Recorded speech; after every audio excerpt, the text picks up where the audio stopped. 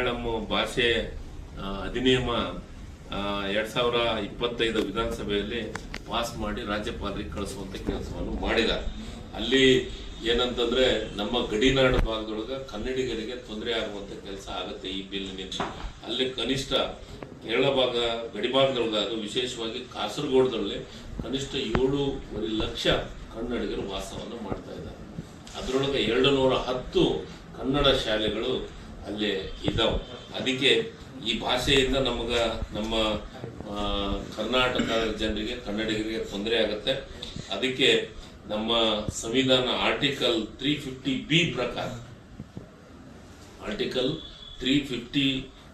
ಪ್ರಕಾರ ಭಾಷೆ ಅಲ್ಪಸಂಖ್ಯಾತರ ರಕ್ಷಣೆಗೆ ರಾಷ್ಟ್ರಪತಿಗಳು ಕೇರಳ ಕಾಸರಗೋಡು ಭಾಷಾ ನಿರ್ದೇಶಕನು ಕೂಡಲೇ ನೇಮಕ ಮಾಡಿಸಬೇಕು. ಕಳಿಸಿ ಸಮಗ್ರ ವರದಿಯನ್ನು ತರಿಸಿಕೊಂಡು ಕೇರಳ, ಕರ್ನಾಟಕ ರಾಜ್ಯ ಸರ್ಕಾರಗಳಿಗೆ ಕೇಂದ್ರ ಸರ್ಕಾರದಿಂದ ಅಭಿಪ್ರಾಯನ ಪಡೆದುಕೊಳ್ಬೇಕು. ಆ ಭಾಗದ ಜನರಿಗೆ, ಕನ್ನಡಿಗರಿಗೆ ಅನ್ಯಾಯ ಆಗಕ್ಕೆ ಕೊಡಬಾರ್ದು.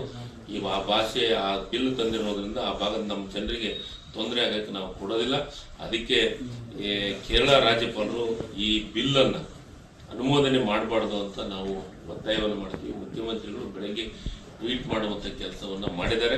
ಅದಕ್ಕೆ ನಾನು ಮುಖ್ಯಮಂತ್ರಿಗಳ ಗಮನಕ್ಕೆ ಮತ್ತು ಉಪಮುಖ್ಯಮಂತ್ರಿಗಳ ಗಮನಕ್ಕೆ ತಂದು ಒಂದು ನಿಯೋಗವನ್ನ ಮಾಡಿ ಸನ್ಮಾನ್ಯ ರಾಷ್ಟ್ರಪತಿಗಳಿಗೆ ಭೇಟಿ ಮಾಡುವಂತ ಕೆಲಸವನ್ನು ಮಾಡಬೇಕು ಅಂತಂದು ನಾನು ಮುಖ್ಯಮಂತ್ರಿಗಳ ಗಮನಕ್ಕೆ ತರುವಂತ, ಉಪಮುಖ್ಯಮಂತ್ರಿಗಳ ಗಮನಕ್ಕೆ ತರುವಂತ ಕೆಲಸವನ್ನು ಮಾಡ್ತೀವಿ. ಗಡಿನಾಡು ಭಾಗದೊಳಗೆ ಕರ್ನಾಟಕರಿಗೆ ಮತ್ತು ಕನ್ನಡಿಗರಿಗೆ ಯಾವುದೇ ವಿಚಾರದೊಳಗೆ ನಾವು ಅನ್ಯಾಯ ಆಗಕ್ಕೆ ಬಿಡಂಗಿಲ್ಲ, ಅದನ್ನ ನಾವು ಸಹಿಸ್ಕೊಳಂಗಿಲ್ಲ. ಅದಕ್ಕೆ ಮುಂದಿನ ದಿನ ಒಂದು ನಿಯೋಗವನ್ನು ಮಾಡಿ ರಾಷ್ಟ್ರಪತಿಯನ್ನು ಭೇಟಿಯಾಗುವಂತ ಕೆಲಸವನ್ನು ಮಾಡ್ತೀವಿ. ಈಗಾಗಲೇ ಗಡಿ ಭಾಗದ